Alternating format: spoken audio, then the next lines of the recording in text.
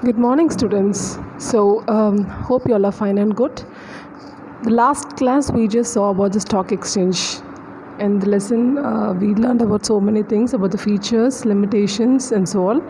So now we are going to just see about the stock exchange in India. So we just going to see how many stock exchanges that we have in India, and what are the different stock exchanges that we have in world also. Okay, so it will be just like the mentions numbers are given here. You can just see it. There are 24 stock exchanges in the country, with 21 of them being regional in nature. 3 others that have been set up in the reforms era, who is National Stock Exchange (NSE), the Over-the-Counter Exchange of India Limited, and Interconnected Stock Exchange of India Limited, have mandate to a nationwide trading network. The ISE have been promoted by 15 regional stock exchanges in the country and is based in Mumbai.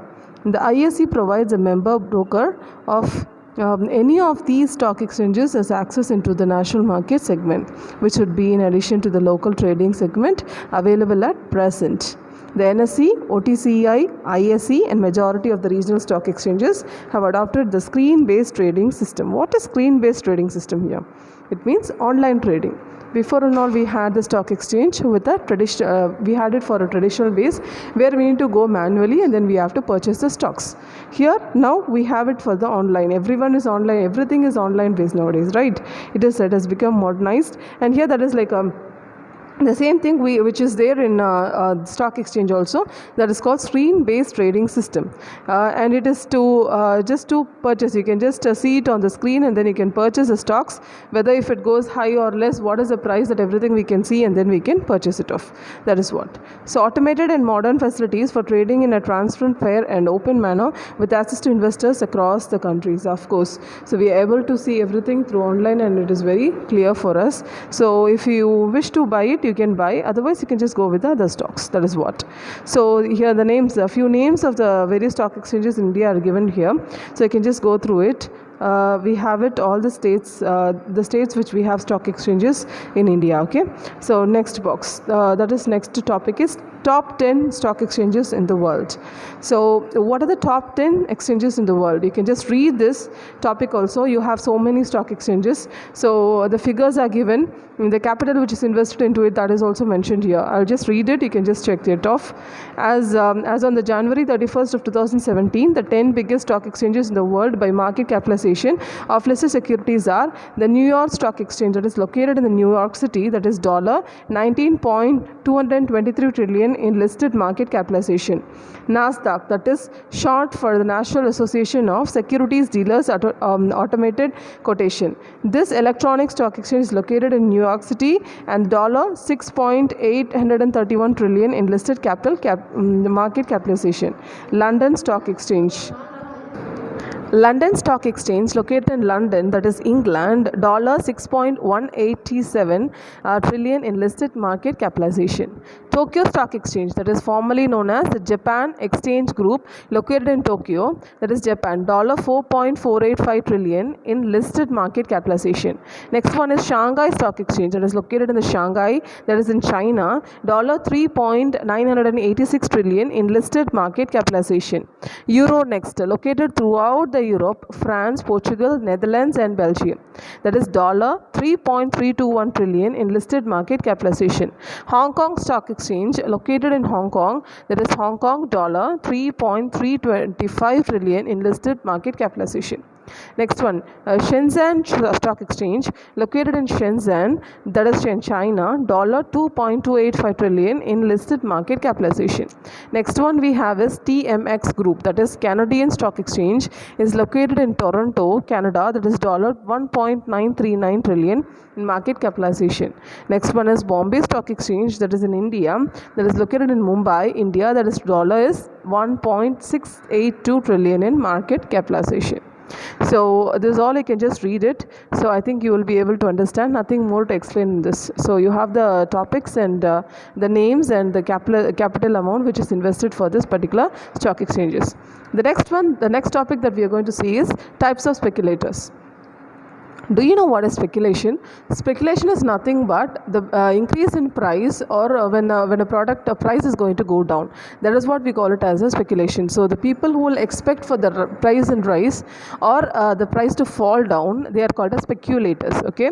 So now we are just going to see about the different types of speculators that we have in a stock exchange. The first one that we have, first of all, before we go into the topic, let's see the introduction here. Speculators in the stock markets are of different types. They carry their names depending on their mode of trading in stock exchange. They are named after the animals, as their behavior could be compared best with the behavior of animals. See, the first one that we have is a bull. So what is a bull? Can you see the picture here? I think you all know about bull. What is bull?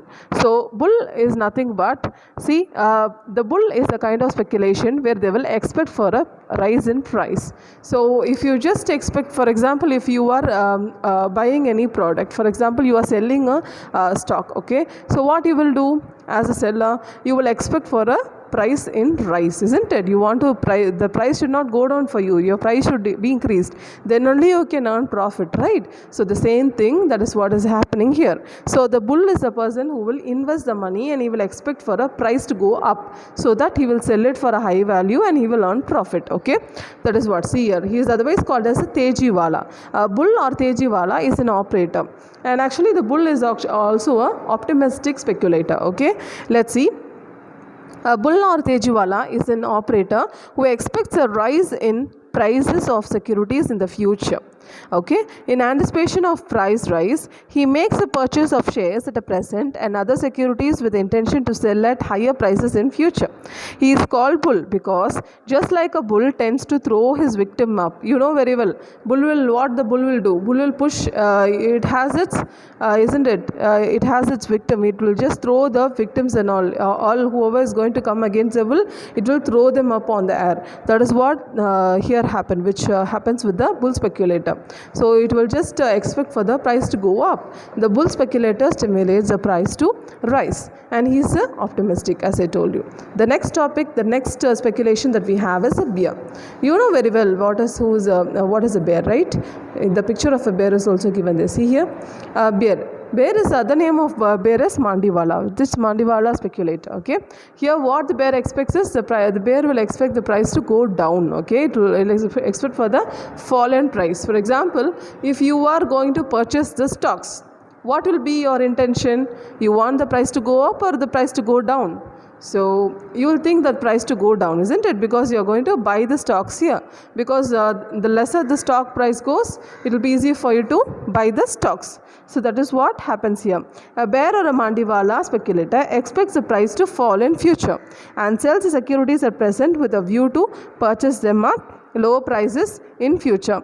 A bear does not have securities at present but sell them at higher prices in anticipation that he will supply them, because he will expect the price to go down and buy it and have it for selling it off. He will, first of all, whatever the stock that he has, he will sell it for a high value, then he will be expecting it for a less value, so that he will purchase it in future, and then again he will resell it. Okay, that is what. See, by purchasing at lower price in future, a bear usually presses its victim down to ground. Similarly, the bear speculator tends to force down the prices of securities. A bear is a pessimistic speculator. Okay, the next topic that we have is a stag. What is a stag? This is what the picture of a stag. Okay, let's see what is the character of a stag. We saw about the bull, we saw about the bear, and now let's see about the stag now. Stag is a cautious speculator. What he is doing? He is very, very cautious, isn't it? So he is very cautious speculator in the stock exchange, and he applies for shares in the new companies and expects to sell them at a premium. You know what is the term premium? Premium is nothing but, for example, if you buy a stock from a company, we call it as a share. Okay, but when the price of the stock is going to go up, for example, you buy a bike, Okay, so when you buy a bike or a car, what happens is you will ask for a fancy number. If you're going to ask for a fancy number, what he will do? He will charge you more, isn't it? From the normal price, he will charge you more.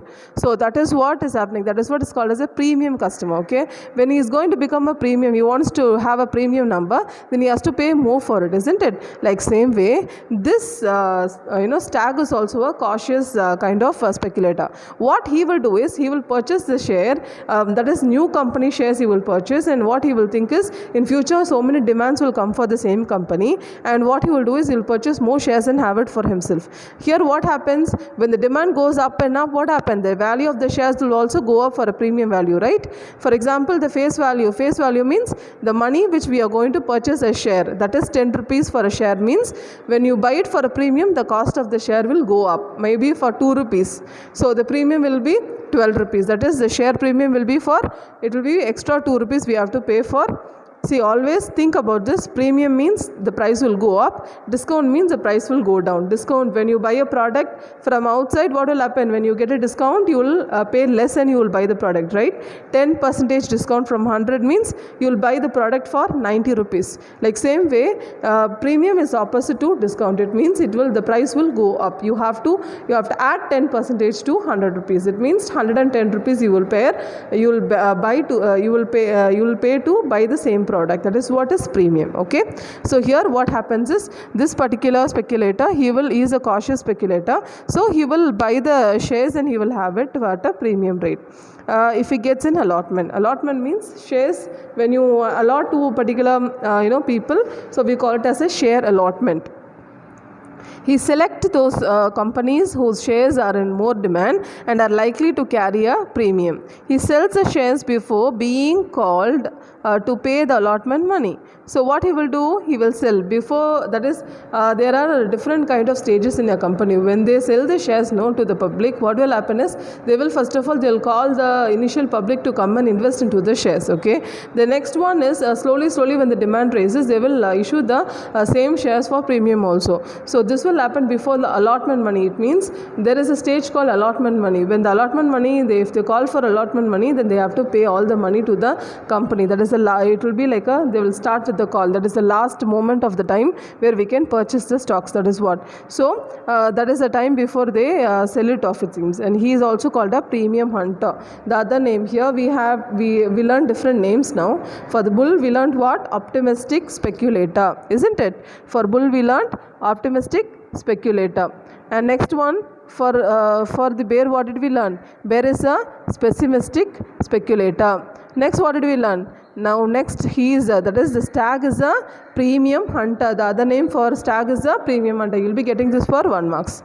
Last kind of speculator, the type of speculator that we have is a lame duck. You know what will the duck do when it's lame? It is very difficult to walk, right? Let's see the speculator now. The same characteristics will be here. When a bear finds it's difficult to fulfill his commitment, he is said to be struggling like a lame duck. Bear, what is the property? What is the bear doing here? Bear actually, he will expect for the price to fall down, isn't it? When he is expecting for the price to fall down to purchase the share, at that time when the price is not going to fall down, what will happen? He will struggle, isn't it, to purchase the share.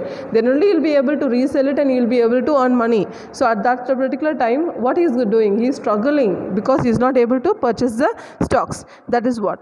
So that is called as the lame duck. A bear speculator contracts to sell the securities at a later date. On the appointed time, he is not able to get the securities as his holders are not willing to part with him. And in this situation, he feels concerned. Moreover, the buyer is not willing to carry over the transactions. This is what is happening here, because he is expecting for a price to go down to purchase the shares, but he is not able to do because the price is not falling down at all. And he has already given an commitment also where he is struggling a lot. That is what is the type of the speculator that we find here, the lame duck. Okay, the next one. And I think that you all understood about the topic, that is speculation. We have different types of speculator: bull, bear, What? Stag and lame duck. The next topic that we have is stock exchange versus commodity exchange. So what is commodity exchange and what is stock exchange? I think you would know, you would have come across, you would have seen so many topics now. I think you would have got an idea about what is a stock exchange and what is a commodity exchange. Let's see with the differentiation, okay, with the box. That is, the key difference between commodity exchange and stock exchange is that a commodity exchange is an exchange, whereas commodities, that is, commodities means products, are traded, whereas stock exchange is an exchange where stock brokers and investors buy or sell the stocks, bonds and other securities. So here commodity exchange means what? We are selling the commodities. Commodity is nothing but products, okay? So here stock exchange is the place where we sell the securities and where we will sell the stocks. So where the people who are all are there, the stock brokers and the investors are there in a stock exchange. Both types of exchanges are driven by the demand and supply for commodities or financial instruments. Okay, so an exchange facilities trading platform for buyers and sellers to meet and conduct the transaction with the increase in the opportunities provided by the commodities and exchange markets. They are able to attract a growing customer base also. Let's see the differences between the stock exchange and the commodity exchange now. The first one that we have, the feature, that is a meaning. Okay, stock exchange is one important constituent of capital market. Of course, we very well know, if you want to invest anything, what we will do? We will just introduce a product into a stock exchange, stock market, isn't it? Stock exchange is an organized market for the purchase and sale of industrial and financial securities. It is a convenient place where trading in securities is conducted in a systematic manner. Example, as per the certain rules and regulations. Okay, the next that we have is a commodity exchange. A commodity exchange is an exchange where commodities are traded, and tradable commodities falls into the following categories. So what are the commodities that we have? See, when you are doing some import or exchange, what will happen? You will deal with the products, right? That is what is commodities. See, metals, that is example gold, silver, copper. Energy, that is example crude oil, natural oil, gas and all. So next one is agricultural. Okay, that is example rice, wheat, cocoa, all that it will come for a agricultural based product. Livestock and meat, we know very well, that is that which we get for a life, that is like we get the flesh, isn't it? The live cattle, eggs, then lean hogs, all that is a livestock and meat. The next one that we have is the function.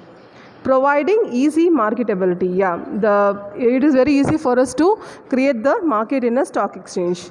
But here what happens in a commodity exchange? Offering hedging or price insurance services and liquidity to securities. So here what happens? Here in commodity, they will just increase the price or reduce the price according to, for example, if you are purchasing a product, and when you purchase a product, what will you look for? You look for a discount. So that is what is happening here. They will fix one price, maybe they will make the price lesser, or at some discount they will get the product for. That is what is offering hedging or price insurance service and liquidity to securities. The next one is object. Okay, object is facilitating the capital formation and making the best use of capital resources. So you want to make the best resource, you want to utilize it for the optimal resource. That is what is the object. Next one, in commodity market, what do we have? Object is facilitating the goods flow through risk reduction. You want to reduce the risk over here, isn't it? So your risk should not be high. Whenever you're doing any business, what you would look for? Your risk should be reduced, isn't it? Then only we'll be able to earn more profit. That is what. The next one. Participants, we have investors and speculators in stock exchange, that is stock market. And here what do we have? Producers, dealers, traders and a body of speculators. All this we have for a participants in a commodity exchange. Period of dealings. What are the dealings that we have here? We have cash, ready delivery and dealings for account for a fortnight. Okay, here what do we have? In a commodity exchange, we have instant cash, because when you buy a product, you pay the money immediately, isn't it? Maybe you are doing a dealing for a very long time. Maybe then too, what you will have? You will have some time by which you have to pay the money. So that is instant cash dealing is there. And a settlement period. Settlement period means when you buy a product, what will you say to the supplier? I will say, I'll pay the money after 2 months or 3 months. That is what is settlement period. Okay, that is for 2 months or 3 months for future market dealings. The next one that we have is articles traded. What is article traded? That is industrial securities such as stocks, bonds and government securities. Of course, in a stock exchange, what and all we have? We have only stocks, bonds we have, then government securities also we have.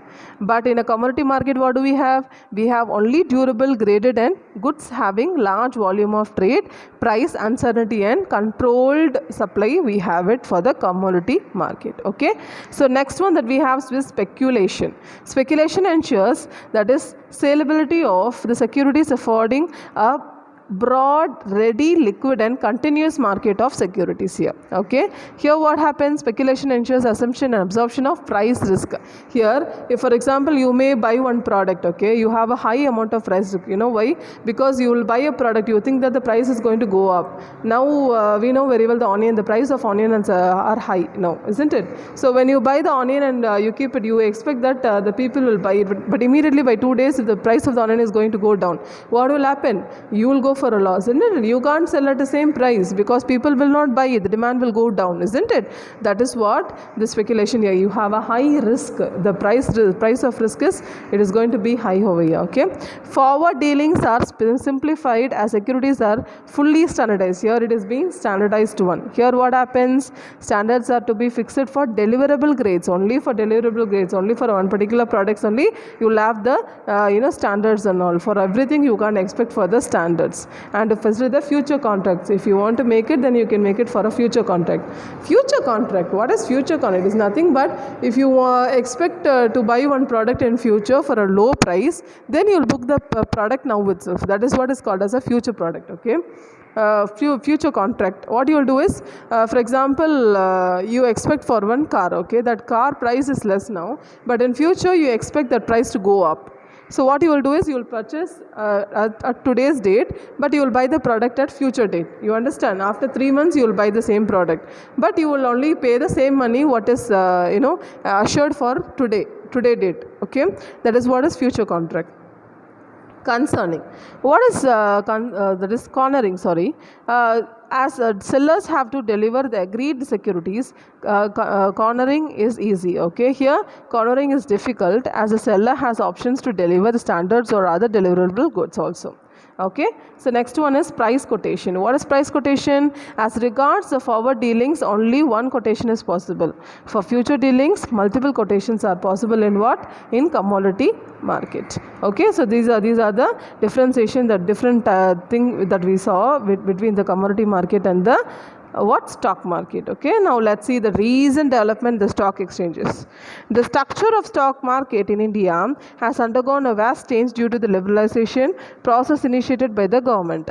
A number of new structures have been added to the existing structure of the Indian stock exchange. A brief description of these structures in the Indian stock market system is presented below. So let's see what are the types that we have here. That is, the first one is National Stock Market System. What is National Stock Market System? Can you see in the picture here? Can you see? This is what NSE, okay? National Stock Market System. What is that? So National Stock Market System was advocated by the high-powered group on the establishment of new stock exchanges headed by Sri M. J. Parwani, popularly known as Parwani Committee. At present, the national stock market in India comprises the following: National Stock Exchange of India Limited, that is Stock Holding Corporation of India Limited, National Clearing and Depository System, Securities Trading Corporation of India, National Securities Depository Limited. All these are different types that we have here, isn't it? So national stock markets in India, we have the following types. Okay, so you need to read all these names. National Stock Exchange. What is NSE? National Stock Exchange. So NSE means nothing but NSE was incorporated in November 1992. It is a country-wide screen-based online and order-driven trading system. It uses a satellite link to spread the trading throughout the country, thereby connecting members scattered all over the India. Through computer network, members order for buying and selling within the prescribed price or matched by the central computer with each other and instantly communicate to trading members. NSE has two segments, that is debt segment and capital segment. It has ushered in the transparent, screen-based and user-friendly trading of global standards. It has revolutionized stock trading in India also. Okay, next one, Stock Holding Corporation of India Limited. What is Stock Holding Corporation of India Limited? The Stock Holding Corporation of India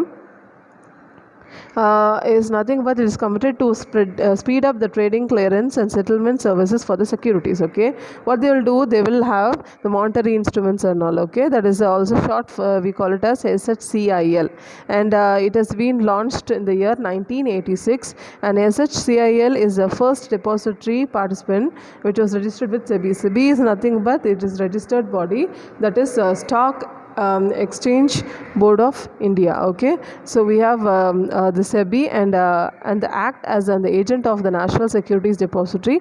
It started its actual operation in 1988, and it has its head office in Bombay, and its branch network covers Kolkata, Delhi and Chennai. You can just read it off, it's very easy. I think only the contents are given.